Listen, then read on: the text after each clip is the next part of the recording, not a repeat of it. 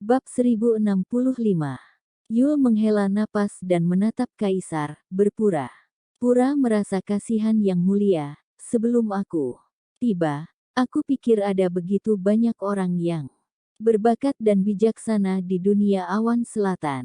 Aku pikir pasti akan ada seseorang yang bisa pecah bukan dipecahkan oleh orang biasa. Memasukkan benang ke dalam lubang. Yang mulia, tolong jangan marah, ini bukan masalah yang dapat. Jelas sekali apa yang tersirat dalam perkataan Yul. Meskipun orang-orang dunia awan selatan terlihat kuat, namun mereka semua tidak memiliki otak. Tidak ada satu orang pun yang benar-benar mampu, tidak ada. Ketika Kaisar mendengar itu, wajahnya yang sangat cantik menjadi suram, namun dia mempertahankan ketenangannya karena posisinya sebagai seorang bangsawan. Fletcher dan para menteri lainnya sangat marah. Namun, itu adalah fakta bahwa tidak ada dari mereka yang bisa menyelesaikannya. Semua orang hanya bisa menatap Yul dengan marah sambil tetap diam. Daryl menatap batu giok itu dengan tenang dengan alis berkerut. Betapa menariknya benda ini. Bagaimana kita bisa menyelesaikannya, pikirnya. Daryl telah mempertimbangkan banyak cara untuk melakukannya, tetapi tidak ada yang berhasil. Dia kemudian menggunakan telepati untuk berkomunikasi dengan Pang Tong dan Yuan Tiangang di pagoda indah 7 harta karun. Apakah kalian semua punya cara untuk menyelesaikan masalah itu? Tanya Daryl dengan telepati. Sejujurnya, Daryl tidak berusaha membantu dunia awan selatan. Dia hanya merasa penasaran. Pang Tong dan Yuan Tiangang adalah orang bijak, terkenal dalam sejarah dunia alam semesta. Mereka pasti memiliki cara untuk melakukannya. Pang Tong dan Yuan Tiangang terdiam di pagoda dan mulai memikirkan solusi dengan tenang. Ini. Beberapa detik kemudian, Pang Tong tertawa. Dia lalu berkata kepada Daryl, "Master, aku punya cara." Pang Tong pun mulai menjelaskan seluruh metode yang terpikir olehnya. Tidak heran dia adalah orang jenius dan dianggap secerdas Suge Liang. Idenya sungguh fantastis. Daryl senang ketika dia mendengar ide Pang Tong. Dan senyum pun muncul di wajahnya. Yul melihat sekeliling dan tersenyum pada Kaisar. Sambil berkata, "Yang mulia, sepertinya tidak ada orang yang bisa memasang benang itu." "Yang mulia, kau bisa tidak percaya pada 9 kurva giok. Namun, batu ini masih bagus untuk disimpan di kamar agar kau dapat mengaguminya." Kata-katanya yang sarkastik benar-benar syarat hinaan. Semua menteri tidak bodoh. Bagaimana mungkin mereka tidak tahu arti sebenarnya dari kata-katanya? Wajah Fletcher memerah. Dia tidak bisa menahan diri untuk tidak berjalan maju dan berteriak pada Yul, "Siapa bilang tidak ada yang bisa melakukannya? Jangan meremehkan dunia awan selatan." Yul tersenyum dan menjawab dengan malas. "Benarkah? Sepertinya Jenderal Fletcher sudah menemukan cara." Fletcher sangat marah, tetapi dia tidak bisa mengucapkan sepatah kata pun. Fletcher sangat marah. Jika itu adalah pertempuran bela diri, dia tidak akan pernah merasa khawatir. Yul telah menggunakan 9 kurva giok untuk membuatnya terlihat buruk. Itu menjengkelkan. Tidak ada yang bisa melakukannya. Kaisar tidak bisa duduk lebih lama lagi. Wajahnya dingin saat dia menatap sekeliling. "Ini perintahku. Aku akan memberikan hadiah besar kepada siapa pun yang dapat memasukkan benang pada giok 9 kurva. Bagaimana dunia awan selatan bisa dipermalukan hanya dengan giok 9 kurva? Diplomat Westrington tidak bisa membuat kita menjadi bahan tertawaan." Suara Kaisar yang keras dan jelas menyebar ke seluruh aula utama. Namun, semua menteri yang hadir merasa malu dan tidak berani mengangkat kepala. Tidak ada yang merespon perintahnya. Semua orang tahu bahwa ini adalah waktu yang tepat untuk menunjukkan kemampuan mereka kepada kaisar, tetapi tidak satu pun dari mereka yang mampu melakukannya. Yang mulia, bolehkah aku mencoba? Terdengar sebuah suara dari samping dan diikuti oleh sosok yang berjalan keluar dari barisan. Itu Daryl. Daryl yang kini mengenakan seragam Qasim. Tampak sangat kontras dengan kepercayaan dirinya. Putri Evergreen khawatir ketika dia melihatnya. Saudara Daryl, apa yang sedang kau lakukan? Kembalilah ke sini sekarang, bisiknya. Apakah dia sudah gila? Jika semua menteri tidak dapat melakukannya, peluang apa yang dia miliki? Kau hanya seorang Qasim. Jika dia tidak berhasil, diplomat Westrington hanya akan menertawakan kita. Seluruh keluarga kerajaan akan dipermalukan. Lebih penting lagi, ibuku akan sangat marah dan dia akan menghukum mati Daryl. Siapa yang akan bermain denganku di masa depan? Putri Evergreen sangat khawatir. Daryl, sebaliknya, tampak tenang ketika dia melihat Putri Evergreen. Tatapan semua orang terfokus pada Daryl, dan mereka tampak bingung. Apakah dia hanya seorang Qasim yang mencoba pamer? Orang itu hanya ingin pamer karena dia mendengar tentang hadiahnya. Dia hanya ingin mati. Kita semua tidak bisa melakukannya. Apa kau pikir kau bisa? Yul tercengang. Dia memandang Daryl dan tidak bisa menahan tawa. Tidak ada orang lain di dunia awan selatan. Tidak ada menteri yang bisa menyelesaikannya. Jadi kalian malah mengirim seorang Qasim. Semua orang tampak malu mendengarnya. Yul menyindir, tapi itulah kenyataannya. Bagaimana mungkin dunia awan selatan mengirim seorang Qasim menghadapi tantangan? Dia lagi pikir kaisar sebelum dia berteriak pada Daryl, keluar. Qasim ini telah bermain liar dengan Putri Evergreen, dan aku telah memaafkannya. Beraninya, dia membodohi dirinya sendiri lagi di aula utama. Apakah dia ingin mati? Pikirnya. Daryl sama sekali tidak panik saat merasakan kemarahan kaisar. Yang mulia, aku punya cara untuk menyelesaikannya, katanya tersenyum, terlihat tenang dan percaya diri. Tentu saja, dia akan melakukan cara yang baru saja dikatakan Yuan Tiangang kepadanya. Bab 1066. Namun, Monica itu hanya imajinasinya saja. Dan sekarang fantasinya benar-benar menjadi kenyataan. Monica diliputi gelombang kegembiraan, sehingga dia kesulitan untuk menggambarkan perasaannya dengan kata-kata. Setelah mengalami kesedihan yang luar biasa, dia dihujani oleh kabar gembira yang hampir membuatnya tidak bisa berdiri tegak. Ivete tetap diam dan hanya memperhatikan Monica yang begitu emosional. Monica menjadi tenang setelah beberapa saat dia lantas menatap Vete dan bertanya dengan penuh LNT belum semangat, apakah itu benar? Kenapa aku belum pernah mendengarnya? Ivete tersenyum. Kau sering tinggal di dalam istana dan tidak keluar sama sekali. Bagaimana bisa kau tahu? Ivete pintar dan jenaka. Dia pun langsung tahu.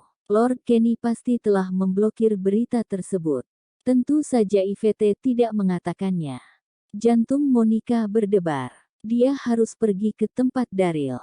Dia harus menemukannya bahkan jika harus melakukan perjalanan ke ujung dunia. Dia tidak menyangkal bahwa Lord Kenny memperlakukan dia dan anaknya dengan baik. Tetapi dia selalu bermimpi untuk bertemu dengan Daryl lagi, bahkan hanya meringkuk di dalam pelukannya selama 1/4 jam pun sudah cukup baginya. Ayang mulia. Tiba-tiba seorang wanita istana masuk sambil memberi hormat kepada Ivete. Hari ini adalah hari ulang tahun pejabat tinggi Dewan Ritus. Dia baru saja mengirim undangan agar Yang Mulia datang sebagai tamu di rumahnya dan makan alam bersamanya. Jabat tinggi Dewan Ritus. Metai mengerutkan kening. Mingai Pewan Ritus itu adalah Florian Yang. Anbani memiliki prestasi baik. Kaisar dunia. An pemenikat posisinya ke kelas 1. Sebagai pejabat tinggi Dewan Ritus. IVT tertawa Lorian pasti ingin menjalin hubungan dekat dengannya. IVT melambaikan tangannya setelah sejenak memikirkannya dan berkata kepada pelayan istana. Baiklah, aku mengerti. Lady Denise lalu masuk sambil tersenyum pada IVT dan berkata, Putri, aku juga menerima undangan dari pejabat tinggi Dewan Ritus. Bisakah kita pergi bersama? IVT mengangguk sebelum melihat Monica yang diam di sampingnya dan tersenyum. Monica, ayo kita pergi bersama. Aku juga pergi. Monica masih memikirkan Daryl dan dia ingin segera pergi dari sana dan mencarinya. Denise mengerucutkan bibirnya dengan ekspresi penuh kejengkelan di wajahnya. Putri, kenapa kau memintanya untuk ikut? Seorang wanita dengan seorang putra hanya akan mempermalukan satu stana mereka saja. Putri, Monica menundukkan kepalanya. Mungkin aku seharusnya tidak pergi. Monica tidak tahu bahwa pejabat tinggi Dewan Ritus itu adalah Florian. Ayo, kita pergi. IVT meraih tangan Monica. Tetaplah bersamaku. IVT lalu melirik ke arah Lady Denise dan nada suaranya tiba-tiba menjadi lebih dingin. Apa aku tidak bisa mengajaknya ikut? Sikap Denise terhadap Monica membuat IVT tidak senang. Denise memberi pandangan diam-diam pada Monica, sebelum menyunggingkan senyum di wajahnya. Yang mulia tentu saja bisa memintanya untuk ikut. Dia tidak tahu apa yang istimewa dari wanita ini. Lord Kenny memperlakukannya seperti bayi. Bahkan sang putri juga sangat menyukainya. Bab 1067. Baik, Monica tidak bisa menolak, karena IVT telah memintanya. Dia mengangguk setuju, tetapi diam sama dengan diam memutuskan untuk meninggalkan benua dunia baru setelah menghadiri makan malam di kediaman pejabat tinggi Dewan Ritus untuk mencari Daryl. Beberapa menit kemudian, Monica pergi ke halaman belakang dan menggendong anaknya. Dia tidak akan meninggalkan anak itu di rumah sendirian jika akan menghadiri makan malam bersama IVT. Denise mencibir saat melihat Monica ingin membawa serta anaknya. Namun, dia tidak berkomentar lebih jauh karena ada IVT di sana. Di sebuah kediaman besar di kota kerajaan. Gerbang kediaman itu tertulis kata-kata, kediaman Darby. Rumah besar itu memang milik Florian Darby. Ketika Florian pertama kali tiba di benua dunia baru, dia hanyalah seorang ajudan dan hanya mendapat tempat tidur di barak. Setelah hampir 2 tahun kerja keras, posisi Florian meningkat dari seorang letnan kecil menjadi pejabat tinggi Dewan Ritus. Dia sangat dihargai oleh Kaisar Dunia Baru dan telah mendapatkan status tinggi di kerajaan. Setelah Kaisar menunjuk Florian sebagai pejabat tinggi Dewan Ritus, beliau juga memberinya sebuah rumah besar.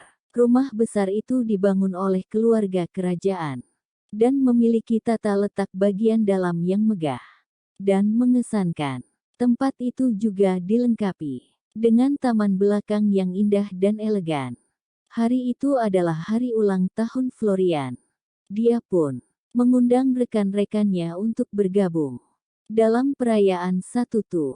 Kediaman Darby telah dihiasi lampu-lampu dan didekorasi dengan baik. Suasananya sangat hidup, dan hampir setiap pejabat yang memiliki hubungan baik dengan Florian ada di sana.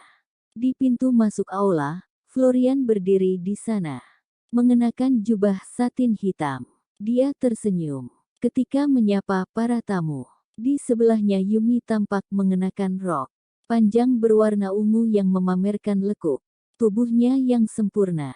Setelah Yumi tinggal di sana selama lebih dari setahun, dia akhirnya dapat mengenakan perhiasan yang sangat indah dan memancarkan aura istri. Pejabat tinggi.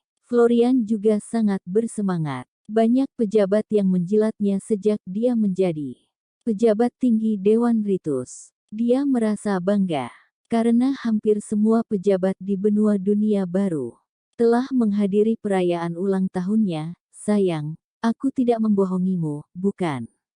Suamimu sekarang sudah menjadi pejabat kelas 1. Mulai sekarang kita bisa menikmati kekuasaan dan kekayaan, kata Florian sambil memeluk pinggang Yumi. Yumi memelototinya. Lihat dirimu. Apakah kau menjadi mabuk kepayang sekarang karena telah menjadi pejabat tinggi Dewan Ritus? Meskipun dia mengatakan itu, di dalam hatinya merasa bahagia. Dia adalah istri pejabat tinggi Dewan Ritus dengan semua orang di seluruh kota kerajaan yang harus menghormatinya. Itu adalah kemuliaan yang tidak pernah bisa dinikmati oleh wanita biasa. Kepala pelayan tua kediaman itu lalu dengan cepat berjalan mendekat sambil menatap Florian. Tuan, Putri Yvette, dan Lady Denise ada di sini. Pengurus rumah tangga tua itu mengagumi Florian.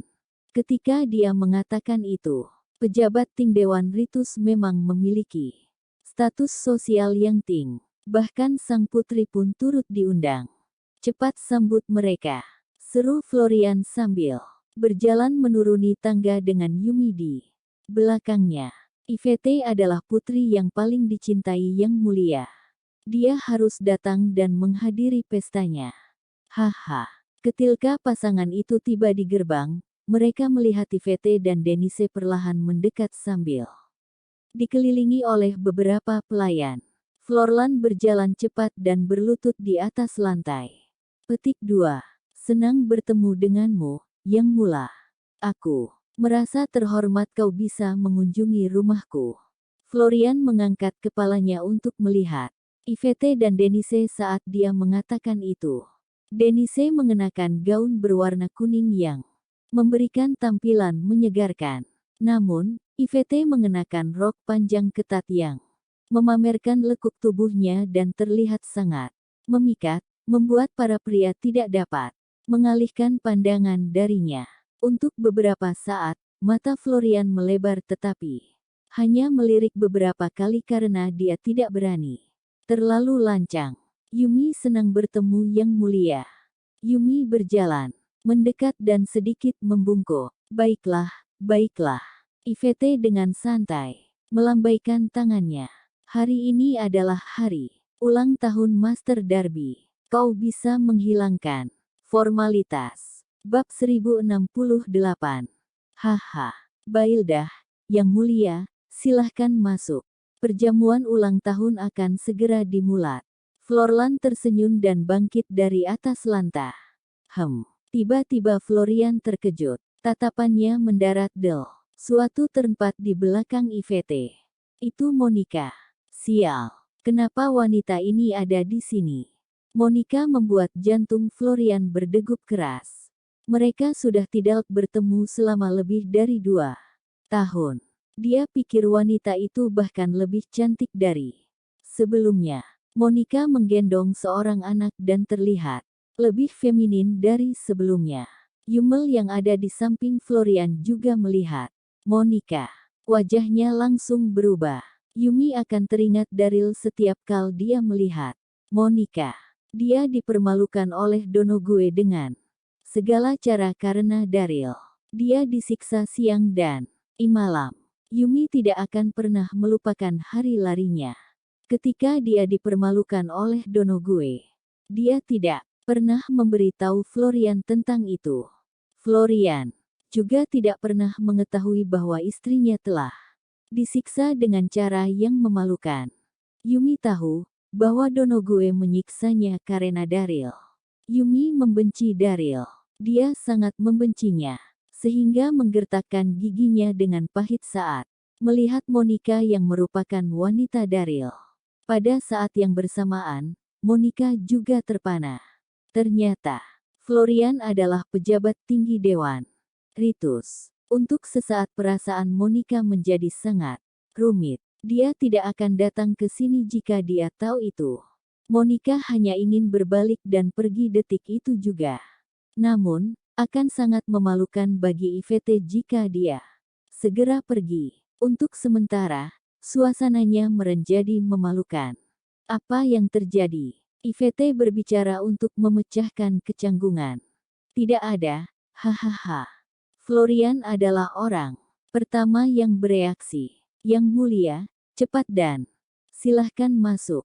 Florian berjalan ke aula bersama Ivete saat dia berbicara. Wow, aula itu penuh. Suasana menjadi riuh di aula ketika orang-orang itu melihat Putri Ivete dan Lady Denise. Bahkan Putri Ivete dan Lady Denise pun juga datang. Tuan Darby memang memiliki status sosial yang tinggi. Sepertinya kita harus lebih mengandalkan Master Darby di masa depan. Florian sangat bangga mendengar komentar itu.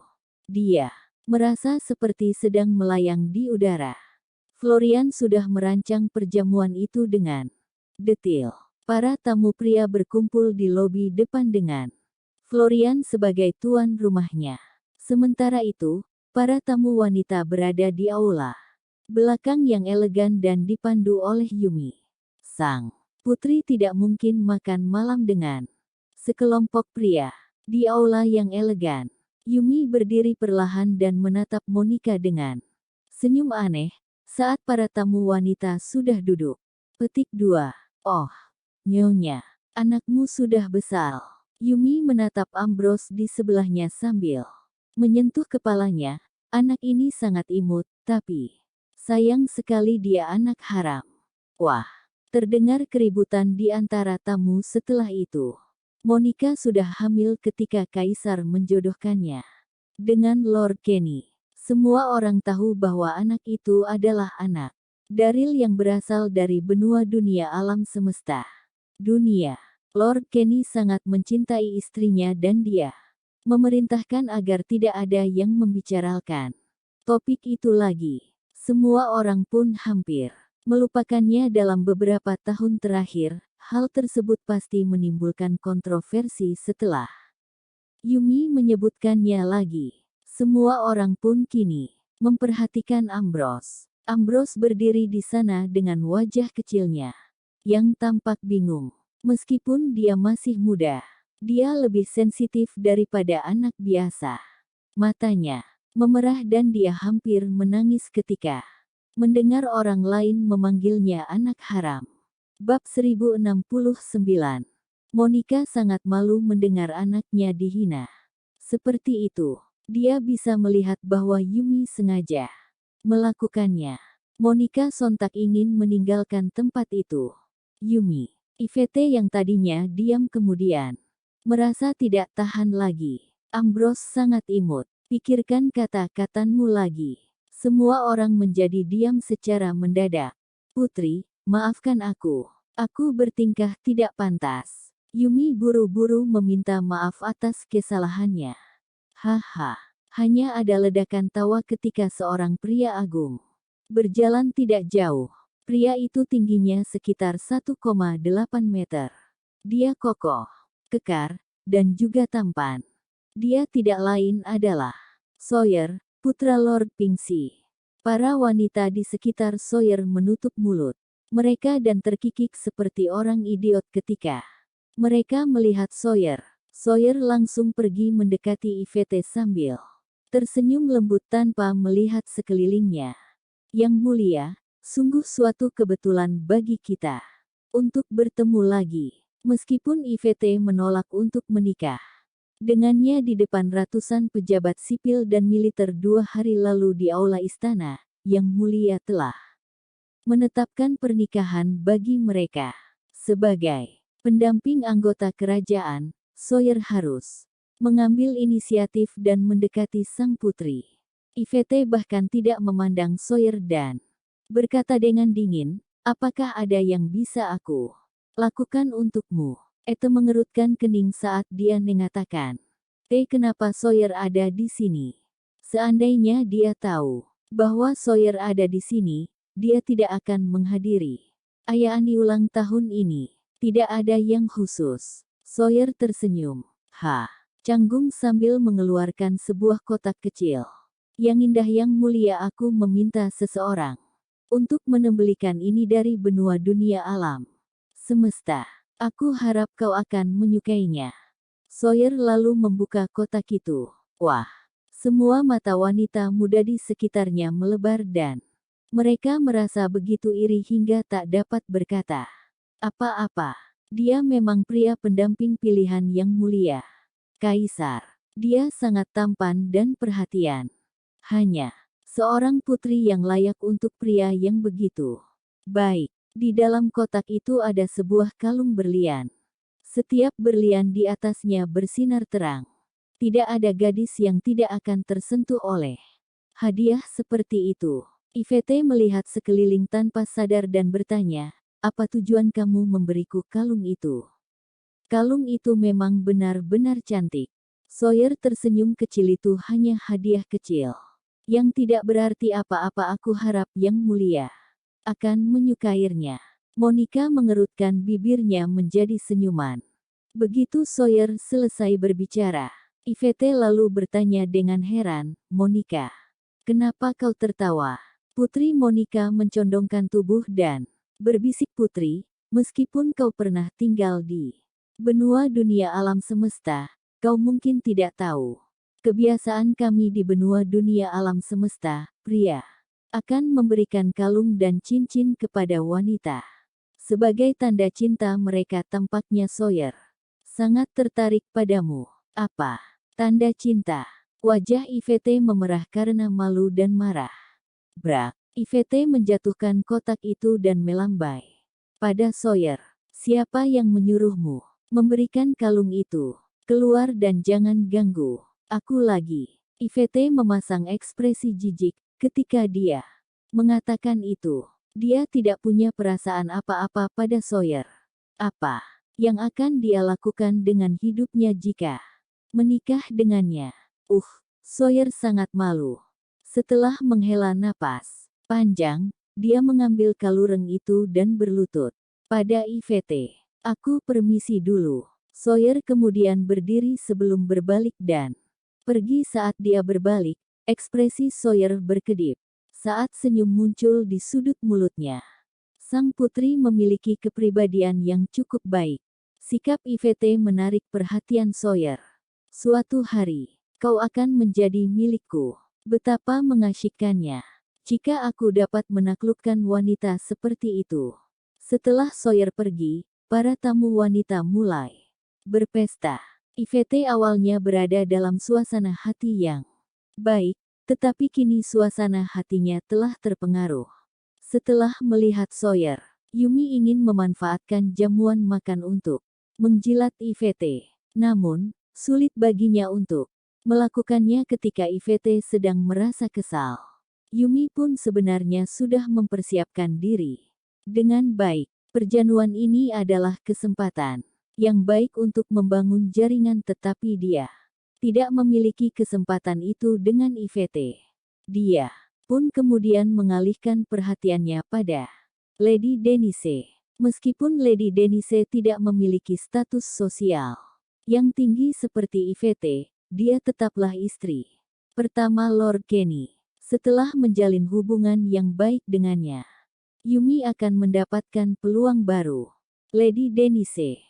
Yumi mendekati Denise dengan segelas anggur sambil tersenyum. Sungguh suatu kehormatan untuk menjamu Lady Denise di sini. Aku akan bersulang untukmu. Denise tersenyum dan hanya menjawab, saudari Yumi, betapa baiknya kau berkata begitu. Faktanya, Denise sedang dalam suasana hati yang buruk. Awalnya, dia datang sebagai tamu ke kediaman Darby hari itu agar dia bisa bersantai, tapi dia kesal ketika Monica datang. Bagaimana bisa punya minat untuk minum dan mengobrol? Yumi melihat perubahan ekspresi Denise dan dia pun terus bersulang untuk Denise. Setelah beberapa saat, keduanya menjadi akrab. Saat jamuan makan tengah berlangsung, Yumi lalu mencondongkan tubuh ke telinga Denise dan berbisik, "Lady Denise, sepertinya moodmu sedang tidak baik hari ini. Apa karena wanita itu?" Yumi lalu melirik Monica. Bab 1070. View. Denise menghela napas panjang dan berbisik. "Benar, aku tidak tahu apa yang digunakan wanita ini untuk membuat Lord Kenny tergila-gila padanya. Aku merasa sangat kesal setiap kali melihatnya." Haha. Yumi sangat senang mendengarnya dan seolah-olah dia telah menemukan pemahaman yang sama dengan Lady Denise. "Kau benar. Dia tidak terlihat seperti wanita yang baik-baik. Apakah kau ingin menyingkirkan wanita itu? Menyingkirkan dia? Dia sangat menginginkannya dan bahkan memimpikannya." Mata Denise berbinar dan kemudian berkata, "Aku juga memikirkannya, tetapi tidak semudah itu untuk melakukannya. Lord Kenny sangat mencintai Monica dan sangat menjaganya. Dia akan marah jika dia melakukan sesuatu pada Monica."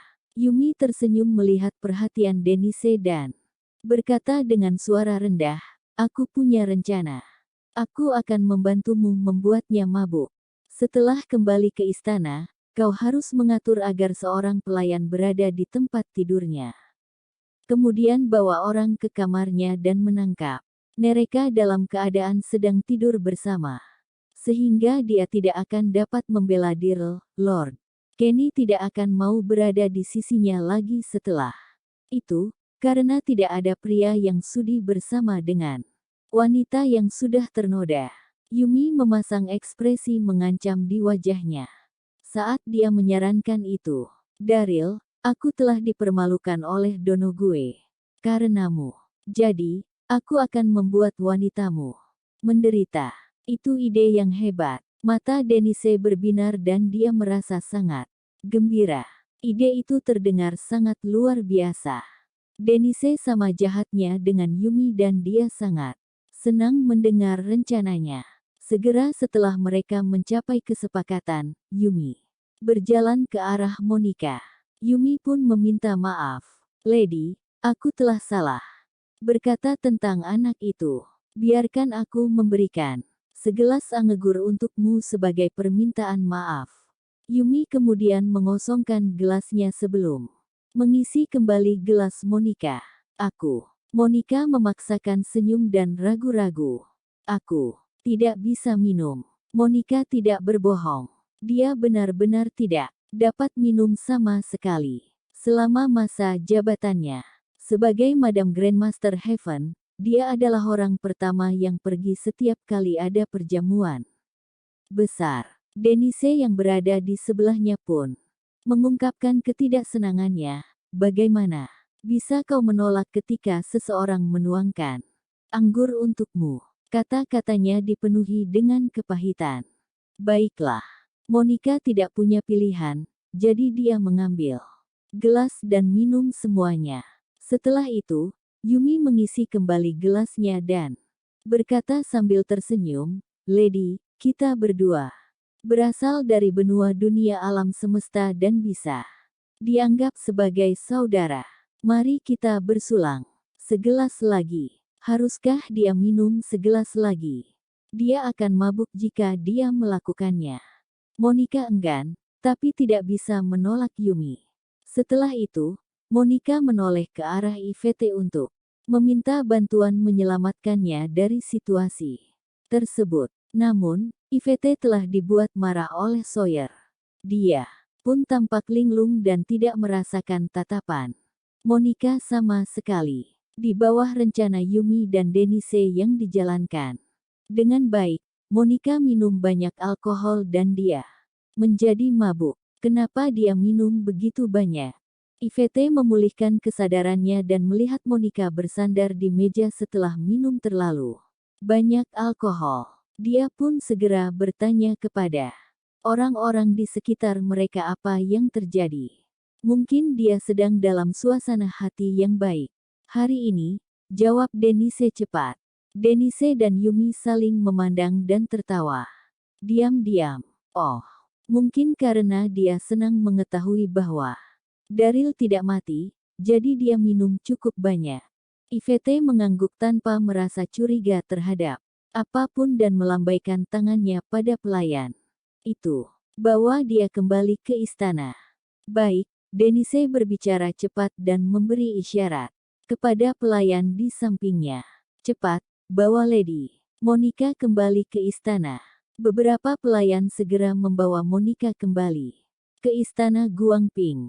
Setelah Denise kembali ke istana pada malam hari, dia diam-diam pergi ke kamar Monica dan duduk di kursi di aula sebelum berbicara dengan pelayan di sampingnya.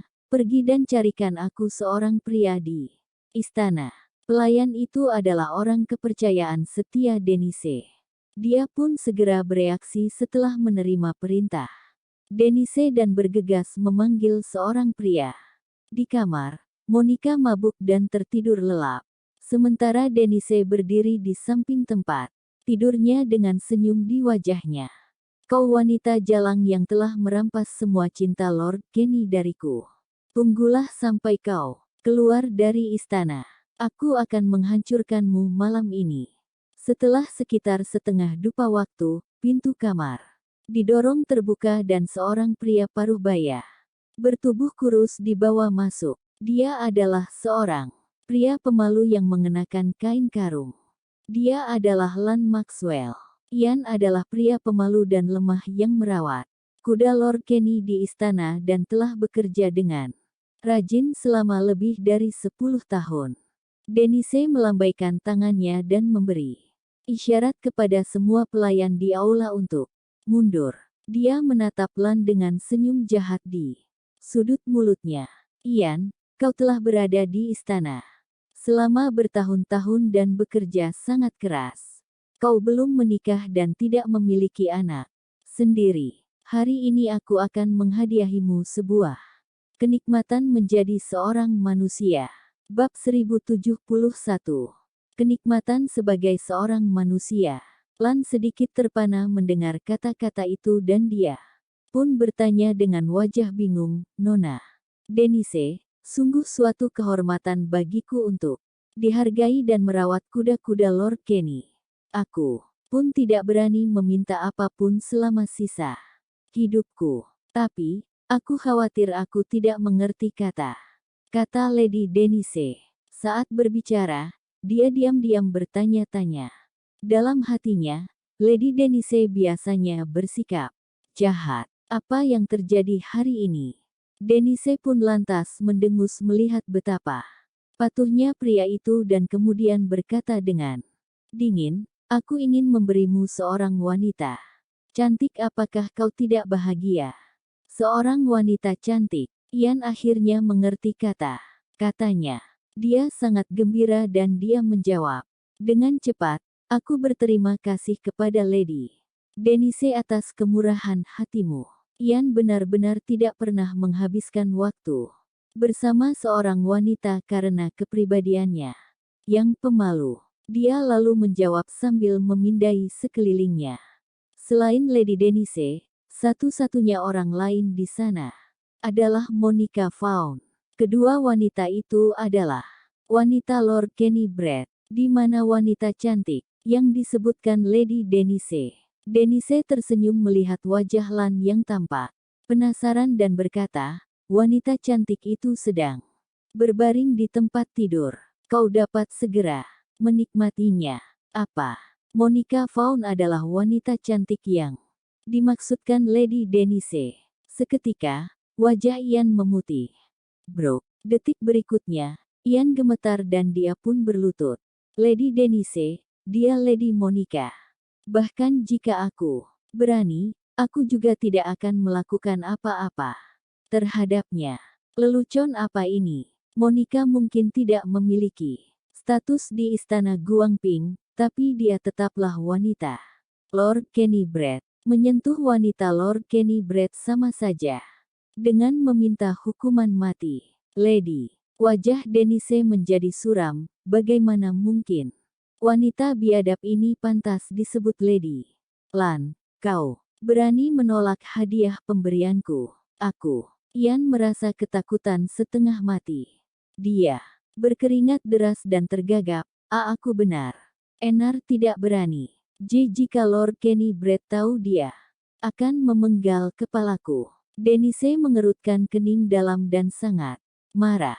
Jadi, kau takut pada Lord Kenny, tetapi tidak padaku. Denise menarik napas dalam-dalam dan melanjutkan, biar ku beritahu, jika kau tidak melakukan seperti yang aku katakan hari ini, aku akan mencari alasan untuk mengeksekusimu. Jika kau melakukan apa yang aku minta, aku dapat memastikan kau akan tetap hidup bahkan jika Lord Kenny Brett menyalahkanmu. Aku juga akan memberimu banyak uang, sehingga kau dapat kembali ke pedesaan, membangun rumah besar, dan memiliki keluarga. Tan tidak punya pilihan selain setuju di bawah ancaman Denise. Baiklah, aku akan melakukannya. Bagus. Denise mengangguk puas setelah melihat pria itu. Setuju. Dia tersenyum dan berkata, kau akan tidur di sini malam ini dan menikmati kecantikannya. Aku akan datang ke sini besok pagi dan ketika Jalang itu bangun, kau akan mengatakan bahwa dia merayumu. Setelah memberinya instruksi, Denise berbalik dan pergi. Sekarang hanya ada Lan dan Monica di ruangan itu. Ketika tidak ada orang di sekitar, Ian menjadi lebih berani dan melihat dengan hati-hati ke arah Monica di tempat tidur. Glek. Ian tidak bisa menahan napas saat melihat Monica dari jarak dekat, dan dia pun merasa linglung. Monica mengenakan gaun panjang dan sedang tidur nyenyak di atas tempat tidur. Wajahnya yang cantik tampak merona merah dengan memikat karena alkohol. Harus dikatakan bahwa Monica sangat cantik. Meskipun dia tertidur lelap karena mabuk, pria manapun yang melihatnya tidak akan bisa menolak tubuh seksi, wajah cantik, dan aura uniknya. Namun, Lan malu-malu. Meskipun dia menyetujui perintah Denise dan Monica tidak berdaya saat ini, dia masih tidak berani mendekatinya. Bagaimanapun, dia adalah wanita Lord Kenny Brett. Dan juga, Monica baik kepada semua orang. Jika dia menodai wanita itu, dia tidak lagi pantas menjadi manusia. Bab 1072. Ian berdiri di sana sambil menatap Monica dengan linglung. Dia baru sadar beberapa menit kemudian. Setelah melepas mantelnya, wajahnya dipenuhi dengan perasaan takut dan dia pun bergumam, "Lady, kau orang baik dan memperlakukan para pelayan dengan baik. Kau seperti peri dari surga. Bagaimana aku berani menodaimu? Namun, aku tidak berani menentang perintah Lady Denise, jadi aku akan menanggalkan pakaianku dan berpura-pura bahwa kita telah tidur bersama. Malam ini aku akan duduk di sampingmu dan berjanji untuk tidak menyentuhmu sama sekali." Ian duduk di kursi di dekat pintu masuk setelah melepas pakaiannya dan tidak bergerak. Dalam hatinya, dia hanya berharap malam itu berlalu lebih cepat. Tan dapat melihat bahwa Lady Denise ingin menjebak Monica. Namun, dia hanyalah seorang pelayan dan tidak bisa berbuat apa-apa selain mengikuti perintah tanpa berdaya. Satu-satunya hal yang bisa dia lakukan adalah tidak menyentuh Monica. Pada keesokan harinya ketika Lady Denise membawa orang masuk, dia bisa dianggap telah menyelesaikan misinya. Di sisi lain Mr. Loren, Universitas Wanhai. Guru Sejatal, Atioha Walis dengan Dion A. Beran. Eika Masemia orang tercu Yata Yatri Das. Mereka tampak fenak haba, pria ini mendai. Railal negatif pada tesnya Nona Aleha dan Skurningal haha. Apapun Yani akan terdi hanterdi. Daril menelan napas, dia mensbi keras tes. Yang memiliki tanda nertif dan berlan keluar. Derigan perasaan pahit. Alisa memelototi Aril serdah melihatnya keluar. Dan dengan tegas berkata, "Atias ke kantoras." Dia kemudian berhalik dan pedahan berialan Menuju kantornya Dengzhen sepatu haktingnya. Darius mengajukan pertanyaan apapun. Setelah menyadari situasinya sezat ini, dia pun hanya bisa menggesti wanita itu. Di kantornya, Alisa duduk di kursi sanibil. Menyilangkan kadaran menezur, kau baru pindah ke sini kemarin, bukan? Apakah kau tidak perah belajar sejarah? Iksinana bisa kau salah pada pertanyaan tersemudah. Aku telah mengajar sejarah selama lebih dari setahun dan belum pernah melihat orang seperti Nul. Apakah kau tahu, Batma? Fau akan menurunkan nilai rata-rata kelas jika datang ke kelas kami. Daril berkeringat banyak dan hampir menangis. Sial, aku baru saja datang ke Miss Loren. Iksirnana, aku bisa tahu sejarah tempat ini. Guman Daril dalam hatinya. Tetapi, dia tidak berani mengatakan sepatah kata pun. Bobby Connor benar. Alisa Walsh adalah guru yang disiplin. Dia mungkin terlihat lemah di luar, tetapi tampak menakutkan ketika dia marah. Sial, ini terlalu menakutkan. Brak. Alisa tidak repot-repot berkata banyak saat mengambil buku pelajaran sejarah dari meja dan melemparkannya ke depan Daril. Kau tidak harus pergi ke kelas lain mulai sekarang dan seterusnya. Salin seluruh buku teks sejarah ini untukku. Apa? Salin seluruh buku. Pikiran Daril berdengung saat melihat buku teks tebal 5 sentimeter itu. Sial, berapa lama aku harus mengerjakan ini satu? Melihat ekspresinya, Alisa tidak bergeming tetapi berkata dengan dingin, tidak apa-apa jika kau tidak ingin menyalinnya. Aku akan memberitahu guru kelasmu untuk memindahkanmu ke kelas lain. Aku tidak ingin memiliki siswa yang malas sepertimu. Meskipun hanya seorang guru sejarah, dia masih memiliki wewenang untuk memindahkan Daril ke kelas lain. Aku akan melakukannya. Aku akan menyalinnya. Daril segera mengangguk dengan ekspresi pahit. Jika dia dipindahkan ke kelas lain, bagaimana dia bisa melindungi kedua bersaudara Box? Alisa mengangguk dan perlahan berdiri. Kalau begitu kau akan mulai menyalin sekarang, dan hanya bisa pergi setelah kau selesai. Apakah kau mengerti? Alisa lalu mengambil cangkir tehnya dan menyesapnya.